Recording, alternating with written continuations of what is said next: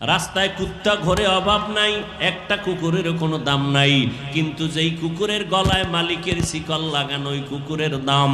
খোলা আকাশে শত হাজার পাখি উড়ে, কোনো পাখির দাম নাই, মালিকের খাঁচায় যেই পাখিটা আটকানো ওই পাখির কি দাম। জমিনে বান্দার অভাব নাই, ওই বান্দাগুলোর কোনো দাম নাই। যেই বান্দা কালেমার রশি গলায় লাগাইয়া বলে আমার আল্লাহ ছাড়া কেউ নাই, এই বান্দার মূল্য এত বেশি, এত বেশি, ফেরেশতাদের থেকেও আল্লাহর কাছে মূল্য বেশি।